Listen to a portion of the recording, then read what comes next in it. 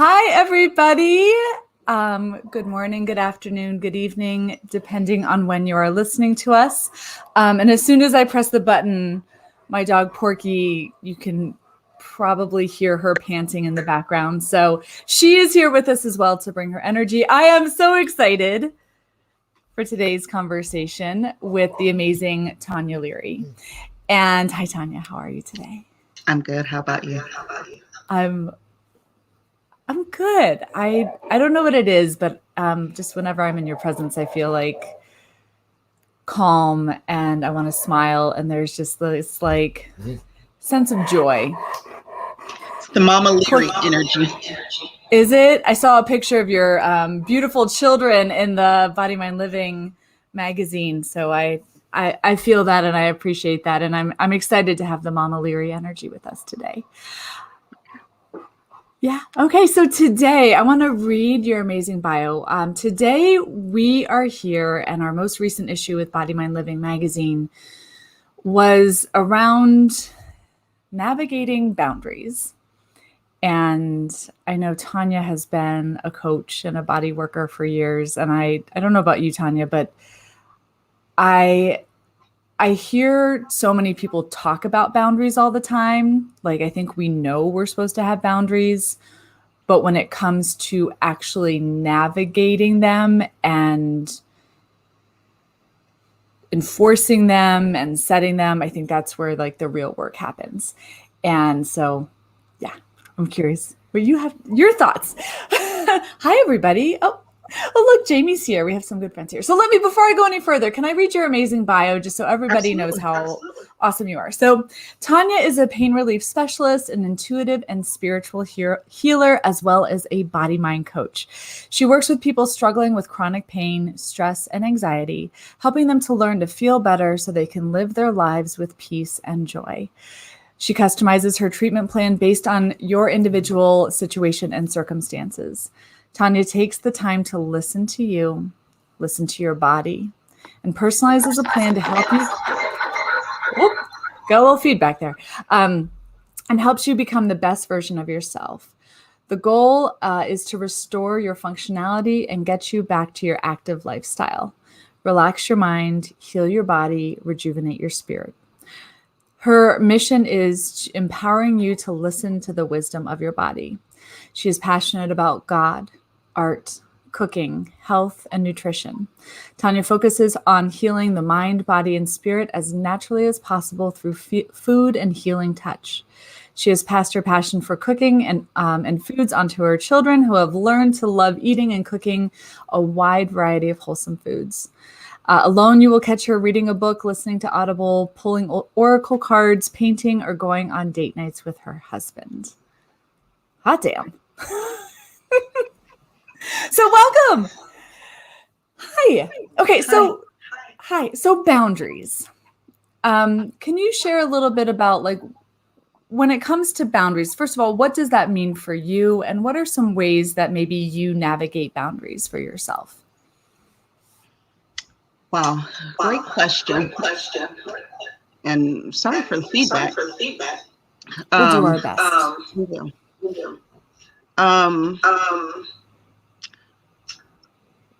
The definition of boundaries is figuring out what it is you want. What's that full body, non-negotiable thing that you want to do, that you need to do for yourself to make sure that you're okay, that you're functioning at your top. So identifying it, then communicating it. And a lot of that, I feel, goes back to whatever your values are as well. Communication is very key. Yeah. There's so much that I want to unpack with this, because I love that you brought in that full body space of boundaries. And one of the things that came to mind, you help people manage stress and pain. And it's interesting to me that you said with boundaries, there's like this body element to it. Can you maybe speak to how the body plays a role in knowing our boundaries, and maybe how pain and stress kind of speak to our boundaries as well? I think if you listen to your body, it's going to tell you. Yeah. I'll give you an example. When my kids were smaller, I was a stay-at-home mom, and going to the doctor, if the kids were with me, my blood pressure was up. And when I would go to the doctor to get a checkup and my blood pressure was down, they were like, well, I don't understand. Your blood pressure is down. I'm like, well, I'm not managing children and everything else. I'm in a calm space. And your body will tell you if things are not right. If you listen, things won't feel quite right in your body. Your chest will hurt. You'll feel like a heartburn, and you never felt that before because you haven't spoken a truth. And I had that happen for me where I hadn't spoken a truth. I kind of tiptoed around it, but I started getting heartburn. I'm like, what is this? I don't get heartburn. And so it made it difficult to eat and everything. And when I finally spoke up and just said enough was enough, it went away just like that. My body was trying to tell me something. I didn't know what it was trying to say, but it was something on my mind. Sometimes our headaches come where we've got so much going on. And it's a big thing with parents and caregivers. We're so involved in taking care of everybody else and putting everybody else first. And we don't allow ourselves to be okay with feeling tired or sick or weak. And it's a big thing with women.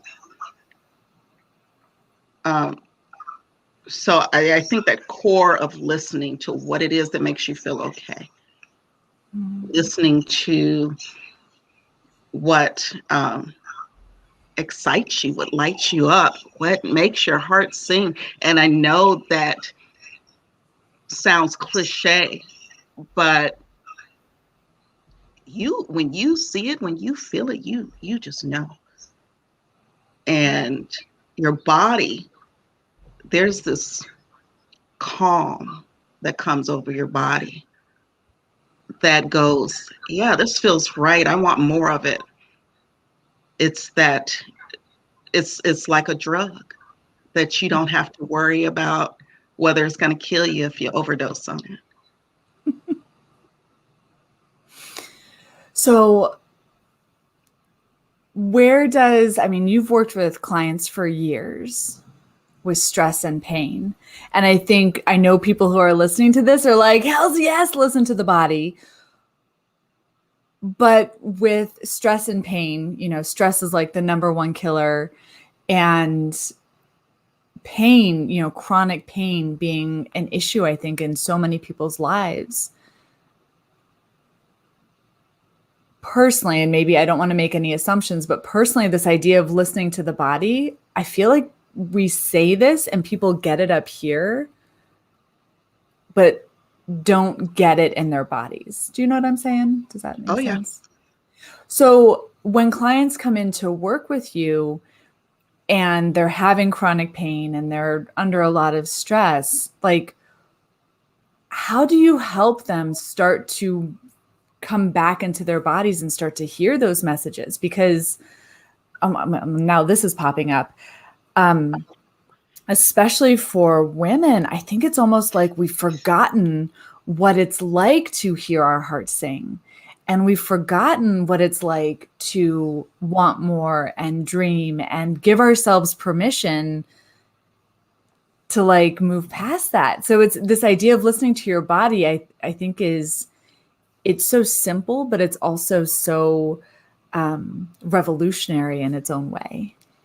So how would you, maybe for people who are like, yes, listen to the body, but what does that actually mean in practical daily action? Like, what guidance might you give them? I've been painting a lot, yeah, lately. Mhm. And one of the last things I painted, last couple of times I painted was a Buddha. And so I was looking at the Buddha. And one of the things that came to me was quiet your mind, quiet the noise, and then listen. And we don't know how to quiet our minds. And a lot of times I think we're afraid to. And I say that because once you quiet that mind, once you have to be with yourself, then you have to deal with yourself, and we don't know how. It's and we talked about this when a client comes in and they get ready to get on the table, and especially if they're new to you, they've got all these thoughts running around of, okay, how much time is this going to take? What is it going to take me from? And what is this massage going to be like? And I want things this way. And they're trying to control. And what we would normally say is relax. And we put on the defensive, right? Relax. I am relaxed. What do you mean? And then you tighten up. And what I've learned is to say breathe. And just those little actions, because we forget. It's a natural thing, right? Just to breathe. But we stop every so often and just breathe. That gives you that minute, meaning that minute to just slow down. Quiet your mind because you're concentrating on breathing. Then I touch them. Just a little touch just to know I'm there.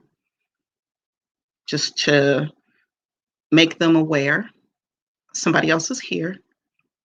Breathe. For me, I can feel energy. I know everybody else can feel energy. They don't know what it is. I've had massage therapists that I've worked on say that I don't trust other therapists to work on me because of their energy that they're giving off. You're in control of nothing else. If nothing else, your energy that you're presenting to people, giving to people. That's where I start. I can't control what they do in their household. I can offer them a tool to stop, take a moment, breathe. Stop, take a moment before you yell at the kids, before you go and do this, before you just stop, breathe. Have I always done that with my kids, raising kids, being a wife? No, I had to learn. But what you said about permission, we weren't brought up like that. We were brought up to just do, just go through it. You don't have time to cry. You'll be all right. Just do it. Stop, breathe. Your body, your mind will tell you so much, because then what do you feel that?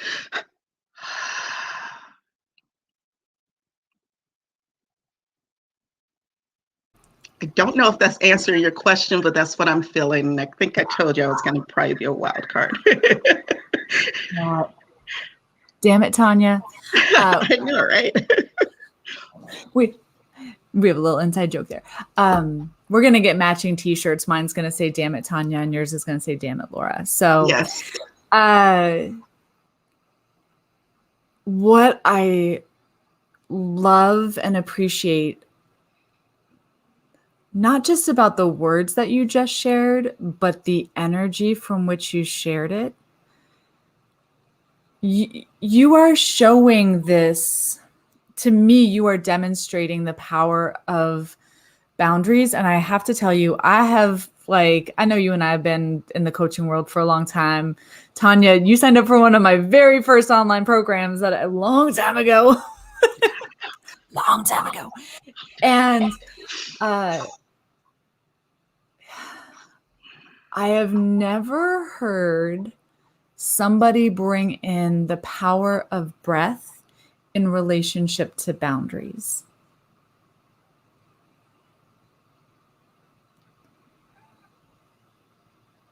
And this is something that has never crossed my mind. And I know that we both, just kind of set this intention to let what comes out come out. And I don't know if you've ever had this thought, but I'm curious, like, as I say that, does anything show up for you?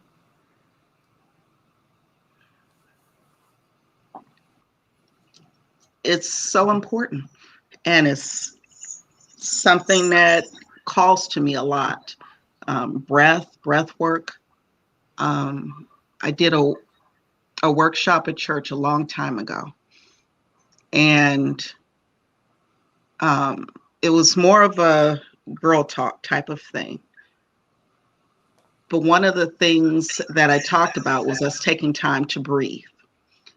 And because of the environment that I was in, I called in. I'm like, what was the first gift we were given from God? It was breath. It was his breath right through us. And that's what brought us to life. That's what filled us. There was word, so powerful. I could write a whole page on just the word. On words, but breath, just taking it in. It's powerful if we allow it to be, and we take it for granted. Yeah. And we literally forget how to do it. Yes. Like, this is one of those things, and I know we did our boot camp and we talked about, like, what are the simple things we tell our clients all the time? And breathing is something that, like, when we are in that chronic stress, chronic pain, repetitive cycles, we literally aren't breathing at our full capacity. And, as a coach, I think as practitioners, we're like, this is simple. We tell the client on the table, breathe, yay, woohoo, they know they're going to be great. But I think the real work of where we support our clients is, and then this is, why I love the coaching process, but is to think about the conscious awareness of how breath is used when you're talking to your boss, when you're, dealing with your kids, when, you're, whatever, like all these different situations and scenarios, the breath is vital and we forget it. Mm-hmm. I took a class, I know, I worked with Philip Shepard, is somebody that we talk about in BodyMind. I did it was a year-long program, and it literally took me a year to feel the breath at the base of my pelvic bowl. A year. And how that simple thing shifted how I showed up in all of my relationships and all of my work. I'm sitting here. Can you imagine if, like teachers had this skill, if, leaders had this skill, if manager, like how important this one little thing is. Mm-hmm.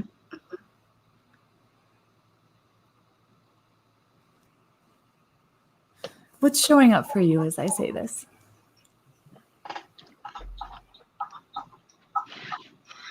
I knew it was powerful, but it's showing up even more as powerful. Mm-hmm. And there's so many other things to go along with it. You talk about us taking it for granted, and it's a natural thing, but there's so many things we take for granted. They're just right there. Yeah. Yeah. And also what's coming up for me is, and it was coming up earlier for me, is we talk about boundaries and setting them for the people around us or that are coming into our bubble. But I don't think we set boundaries for ourselves or around ourselves. And I don't know if I can put it right into words, but boundaries around, I guess, acknowledging what we can control. Because that's a lot. You talked about managing stress. Well, that's a lot of where stress comes from. We allow our brains to just go off into a tangent and we're in a struggle of what we can control and what we can't control. What's true, what's not true. And so what are your boundaries about what you're allowing in to your head, to your buzzword of mindset, to your spirit? I come across things that say, look within, get the answers within. And I'm like, what the hell does that mean? What does that mean? I don't know. But it does come down to quieting the mind. Because what came up for me was quiet the mind, quiet the noise, and listen. Mm-hmm. You've asked questions. Now shut up and listen. Be present. Listen. We want to do prayer and ask for our prayers to be answered, but you never stop and listen to the answers. It's a lot of what you talk about with the embodying.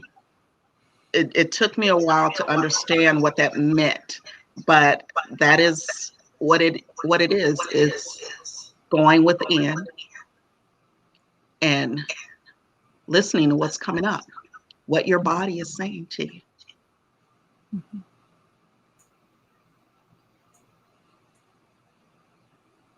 Part of that self-care is taking those moments for yourself, right? Making them non-negotiable. Even if it's just a 2-second, just a minute, honey. Just a minute, Johnny. Okay.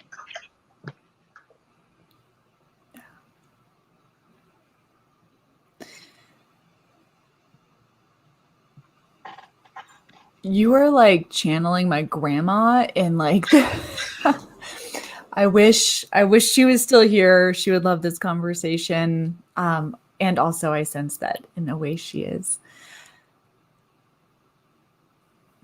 I don't share this often publicly, but I think you've heard me say this before. And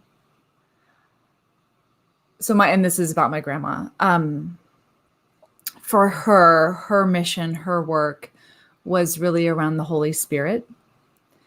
And side note, her belief being that all of us always have access to the Holy Spirit, right? And how sadly people try and control how and when you get that, when it is literally available to all of us.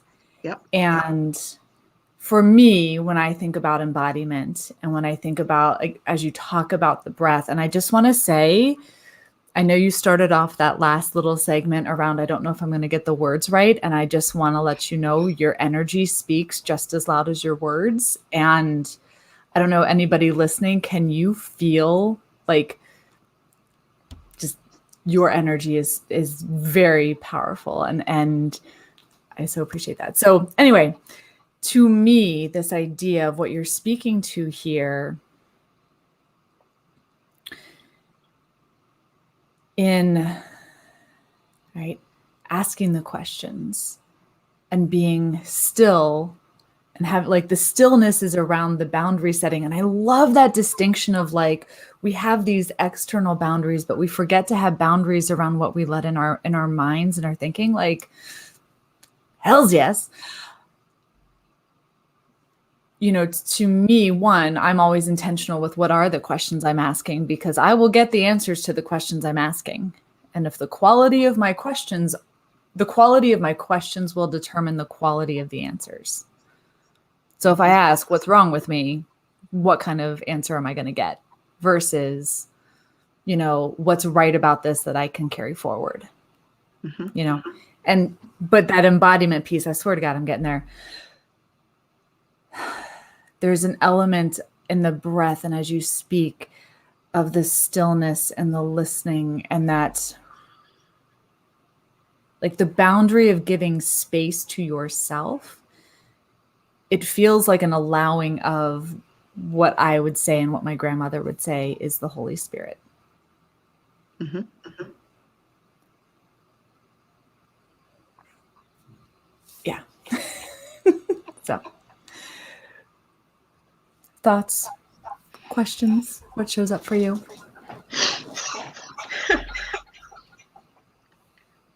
I agree. We've been taught that we have to go to somebody else, that we do not have access to God. So for me, I don't prescribe to the normal religious stuff.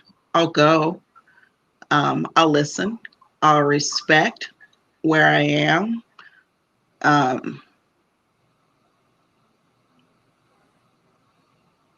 But we forget, or we were never taught, or we don't remember that we're allowed to connect. We're allowed to talk. We're allowed to receive answers. We're allowed to ask for blessings, healing, everything. We technically don't need another outside force.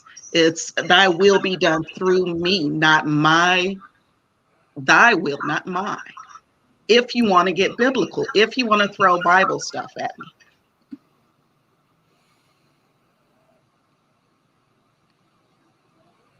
We have the means. We are allowed, despite what we've been told. I feel that so in my being. We don't have to be taught how to have a conversation with God. Just open your mouth and talk. He knows if you've got a sailor mouth, potty mouth, whatever. He knows. Or she knows. Or they know. Yeah. Or they. Absolutely. Yeah. Who says? I just had this pop up, and I'm curious what you feel about this, because as you're talking, it's like there's this foundation kind of coming up underneath you. Like I feel a really deep sense of groundedness.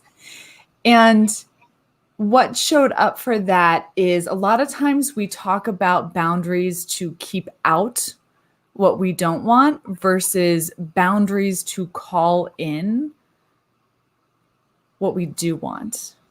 And there was something in the way that you said that like it felt like an expansiveness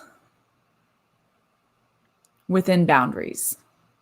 Like the kind of the juxtaposition that sometimes I think if we talk about boundaries, we think that we're cutting off versus boundaries as a way to deepen and grow and expand and connect and all of those things.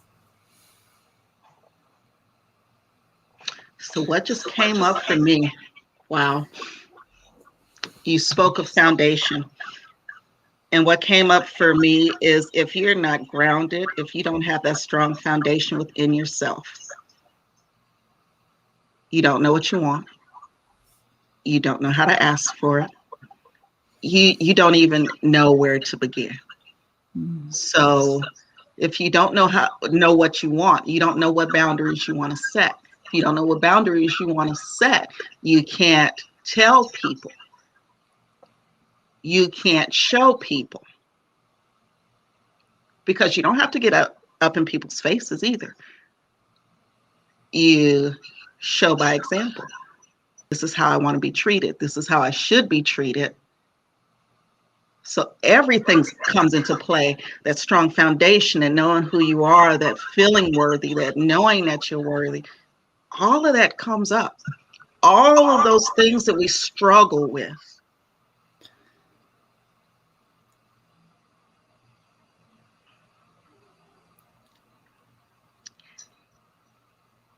And in the back of my mind, the gremlins, that we talk about of well, no, I don't know what I'm talking about. No, I don't feel worthy. No, I don't, and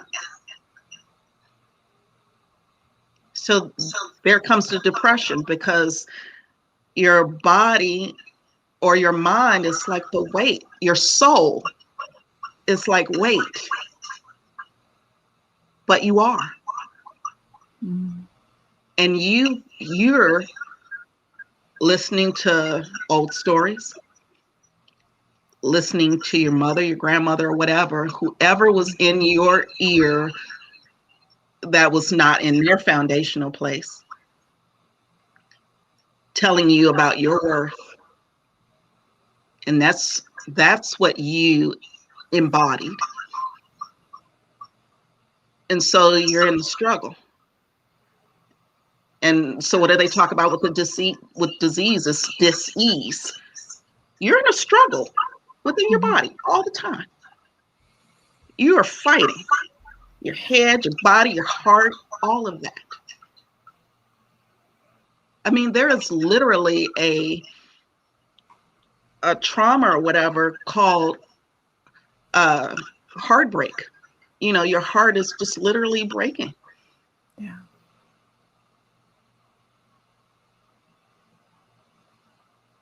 Grounding, foundation, and really getting to know who you are and being okay in your body, and being okay with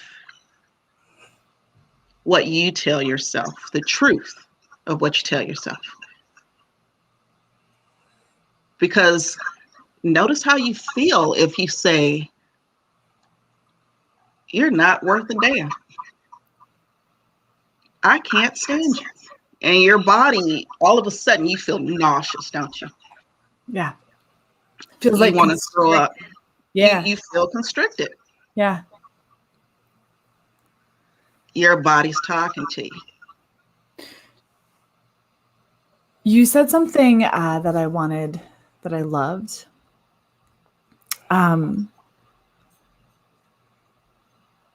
You said something about boundaries being a habit. And let me come back to you.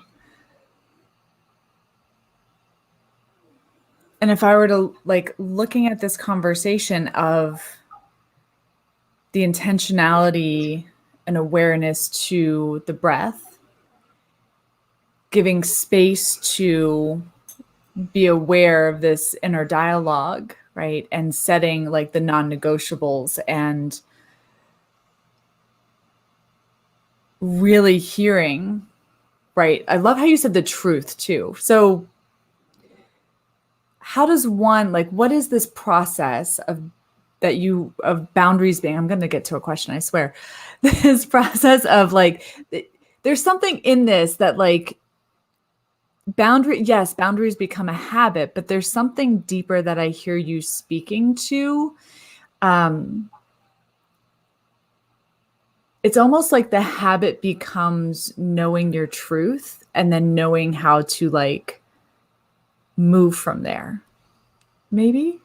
Does that make sense? Does that resonate?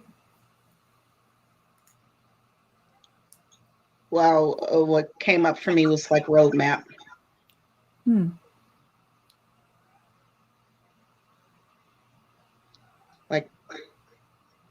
Yeah, not necessarily a habit, but the more you start knowing your truth and being grounded in your foundations, it starts presenting you with a roadmap of where your life can go or how it needs to be or whatever. And I use the word needs loosely.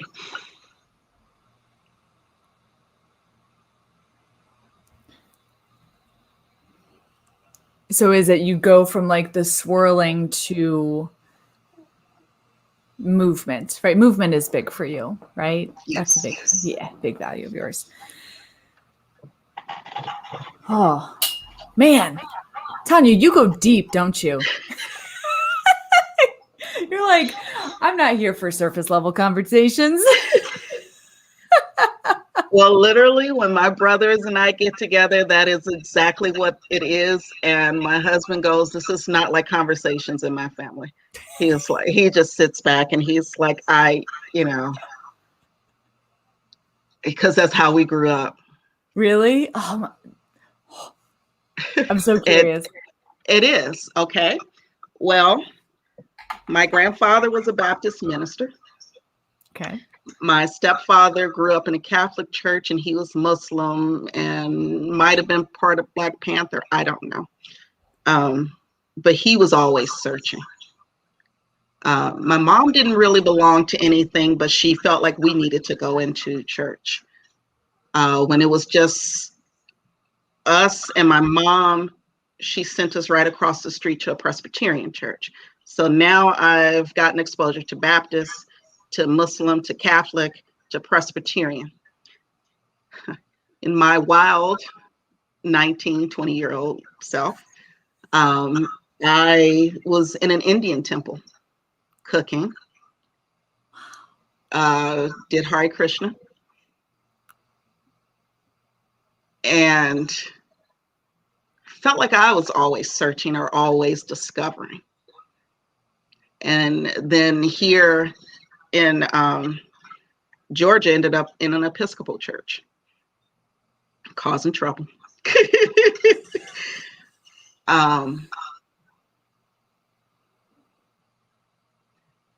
But definitely having that strong belief that, gosh, and I lost the train and lost your question, but what's coming up for me is I just re-listened to Eat, Love, Pray, and her talking about her definitions of God, and also the thing of taking those nuggets out of every religion, out of everything, and what is based off of your values, what rings true to you, because something will ring true. Yeah. Other things will sound like BS, but other things will ring true. My husband will say to the kids, or used to say to the kids when lecturing, and out will come the potty mouth right now. Everybody has, just like assholes, everybody has an opinion. So, and you've got to learn how to take from, everybody has an opinion. So from those opinions, what rings true for you? Mm-hmm. And that is definitely getting to know yourself, that which we don't want to do. Yes. I love the phrase truth has resonance. And truth rings true. Like you feel it, even when it's like a hard truth or that just like knowing, like it's just, right? Yeah. And I know sometimes for me, there's a willingness to be wrong. There's a willingness to change my mind. There's a willingness to see different perspectives. But I think going back to this idea of just truth rings true, and you have to be able to feel that and know that. And that comes back to the embodiment piece. That comes back to the breath piece. That comes back to the boundaries around what you let into your mind, the boundaries of like how you want to show up, how it's so all interconnected. Yeah. Yeah. Am I allowed to change gears for just a minute? Absolutely. Okay, because I know that you are kind of enforcing a new boundary in that you made a big choice around your business recently. I did. Yeah. Can you share a little bit about what's going on there? In a nutshell, I decided to let go of my physical space and let go of massage. And I never thought about it as a boundary, but I'm thinking about how it stopped feeling good in my body to want to show up. If I was in it, if I was in a massage, I delivered a fabulous massage. I made sure my energy and everything was there. But getting up to that point of wanting to show up just did not feel good. Yeah. Forcing things to work, not knowing how to move forward or feeling like I didn't know how to move forward. Mm-hmm. Fighting against, again, my body talking to me, having the visions of, at different times, do you really want to continue this? Do you really want to go forward? And having the visions of touching the walls and closing down, and I'm still saying no. I just need a little bit more time. I'm not ready. No, this is not it. And every day, just being told in your head by my body, this is not where you want to be. And when I told my last few clients that I was doing this, one of them being a good friend of mine, she was asking me questions and she was like, so you're closing down and everything. And I had this big smile on my face. She was like, you are just so happy. I'm like, yes, I don't have a clue what I'm going to do after this, but this has just got to go. And it felt good. I will say that the night that I went and did this, because my husband wanted to jump on the table one more time. He was like, I was your first client, I'll be your last one. Oh, that's so sweet. And it was truly, I was like in constriction of, do I really want to do this? I'd already said yes. There was already somebody else waiting to move into the space and all of that. And I will tell you, moving out was so quick. It just went so fast. Just packing everything up, looking at everything. It went so fast. The act of turning off the light. But I will say, I did stand in the middle and say thank you to the space, to my time there.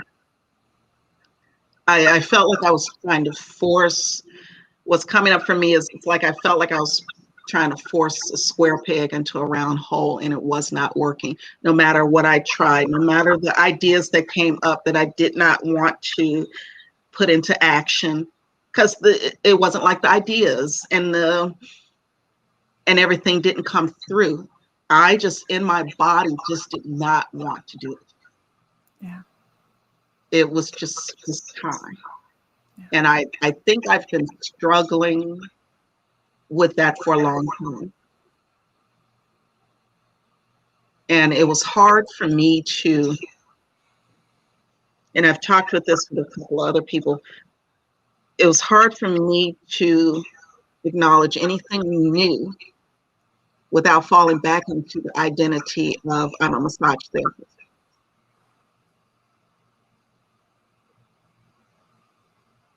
Well, I can always do massage on you. I can always take this to massage, and discounting the real work. I had an opportunity to do chair massages this year, and it would have brought me money and exposed me to people, and I did not want to do it. I just didn't. So what do? You honor what your body's telling you to do. And I know we teach this and talk about this in BodyMind of, a lot of times boundaries, it's when you say yes to one thing, you're saying no to something else. And when you say no to one thing, you say yes to something else. What are you saying yes to because you're honoring your body?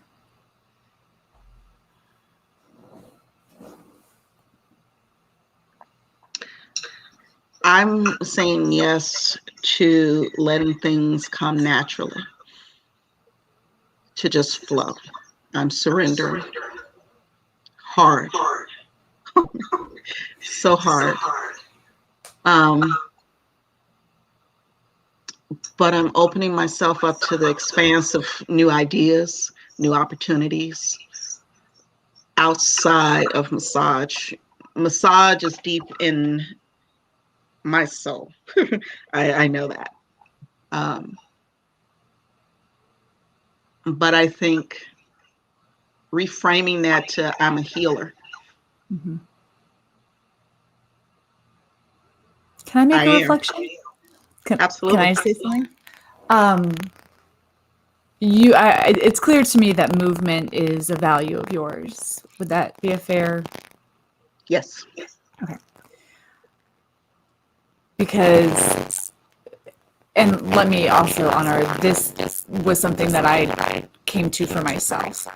Because I love movement is also a value of mine. Massage was a way for me for the longest time to express my love of movement.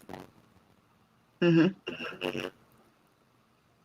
And I know for me as well, it was like, built this great massage practice, had these amazing clients, and the identity of massage therapist was like, it was so easy to take on because people got it, right? And there was, okay, great. And what I realized for myself when showing up as you share is your love of movement is you are saying yes to exploring how your value and love of movement gets to be expressed in new ways. Mm-hmm. And that's not going away. No. And I feel like you just showed us, like, I talk about this all the time in boot camp, and so thank you for lovingly demonstrating it without me having to ask for it. Like, I feel like you literally just, like, massaged our souls with your words. Like, and all of that, like, the way that you connect and just how you talked about how you brought people back into the breath and then you just let them know you were there. I feel like that's what you just did for all of us. And then that tender, loving, like, space holding, you drew us in and we danced and played and I'm sitting here, like, I have a page of notes of things that I'm like, oh yeah, that's okay. Yeah. So I just want to reflect that the power of movement and how you are able to, like, harness that and dance with it, it is just as strong, even though, no lie, I wouldn't mind to be on your table one day, but I almost feel like it gets to, in a strange way, reach more people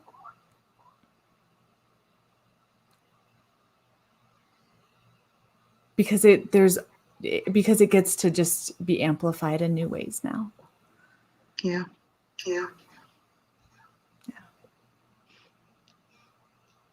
And it's so funny. When I was starting massage initially, I already knew it was just a stepping stone. I knew it wasn't my end all be all. But that's what came up for me immediately when I started. And it was strange. I had specific requirements of even the school that I went to. I didn't want the standard clinical feeling of the school. It had to have that spiritual vibe. It had to include elements of nutrition and at least addressing the whole body, the whole self.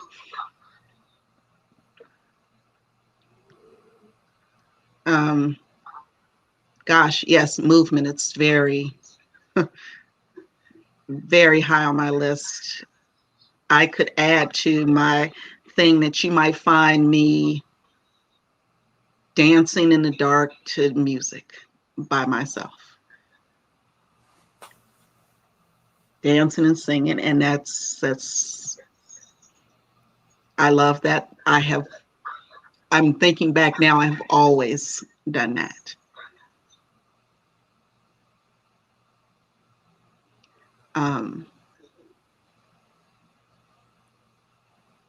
Moving things out of your body. Sometimes just sitting, being still and breathing, it doesn't work for people, or they can't get there yet.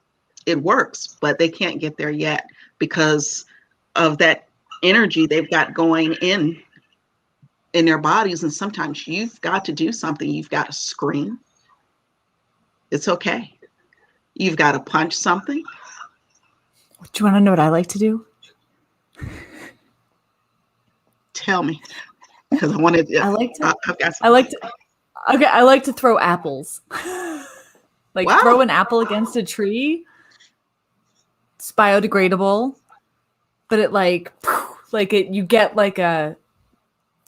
I don't know. Go ahead. We smash glass. We found this recycling place that takes glass because they stopped taking it in front of our house. So we collect all our glass because I'm big on recycling, and we go and we divide it up, and it's like with the glass, and I love it. And I had this idea, and it's been taken now, of creating a room like in the basement that's all protected, and you buying old dishes and you're putting on the equipment and you're just smashing stuff up against the wall because you want to do that. And you're a mom, you just want to go and break something.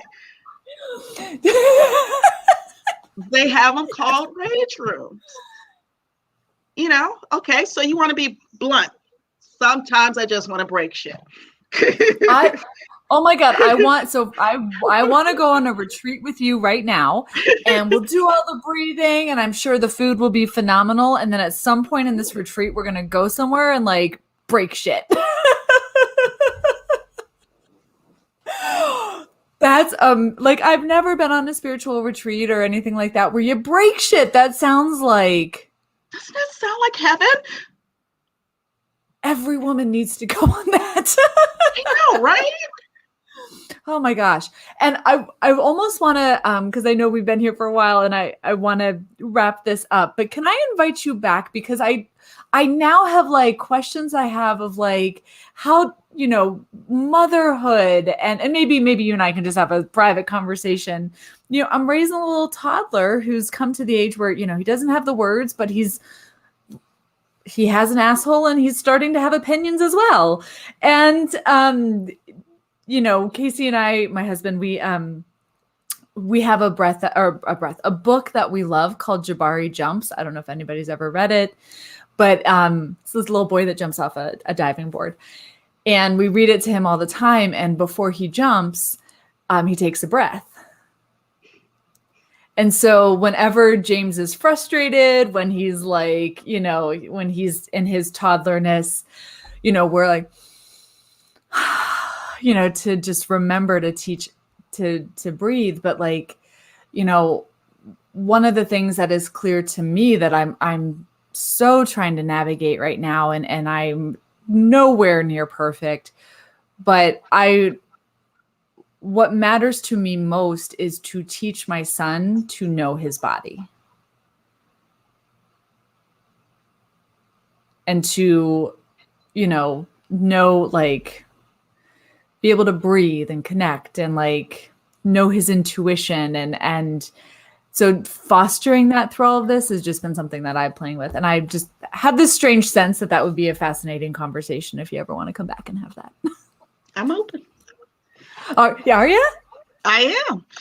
I can definitely talk motherhood and know that you will never get it right. You will fuck his life up. He will probably need therapy, and it'll be okay. Or you will be responsible for everything that went wrong in his life.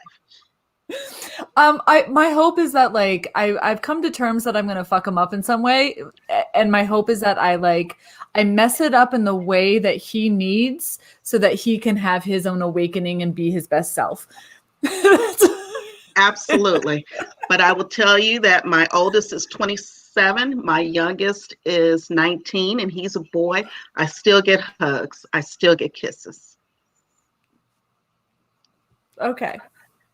Oh my gosh. Okay. Well, I will let's still go. get the older one will come and sit on my lap every once in a while. Okay, So we need to have like the body mind parenting. There's a couple people. Actually, it would be really interesting if we had a couple people in here because I'm thinking like Lori Hoffer would be fascinating with that conversation. Yeah, that would be. We'll do that. This is how ideas get fostered, right? Tonya, first of all, is there anything that you want to say to be complete for our conversation today? Any final words of wisdom? I enjoyed this. I did the normal having expectations and trying to control everything. And what am I going to say right before this? And then I did my typical leave it alone, let it go, and whatever flows, flows. So Do you feel calm and grounded and relaxed? I feel great. You are like powerful. Anybody else? You are a powerhouse. Like in like the I'm most good. so good. Where can people connect with you, follow you, continue that conversation? Right now on Instagram, Okay, what's your transformative handle? healing.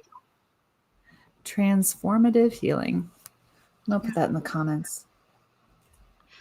Yeah, I'm transformative healing and pain relief.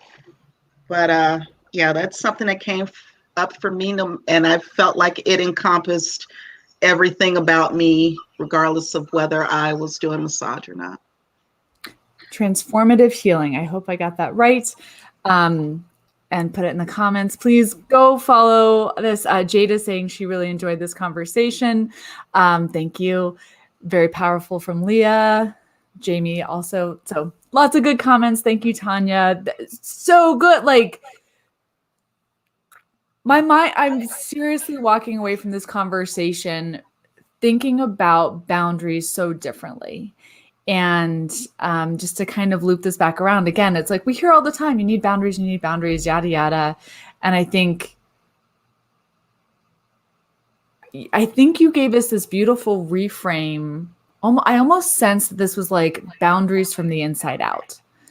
Like, again, using the breath to create the space, to clear out the clutter, to know yourself, and then how it gets to, right? Like, I think a lot of times we think that boundaries allow us to come in, and it's almost like you took it and went inside out. Yeah, but don't you have to? When you really look down at the core, don't you have to? Yeah.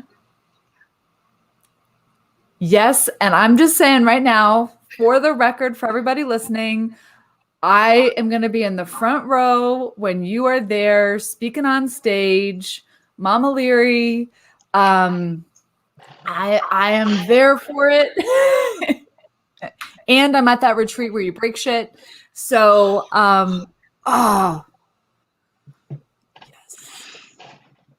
yes. Okay. You're amazing. Thank you everybody for joining us, and please go and connect with Tonya. We'll see you. All right.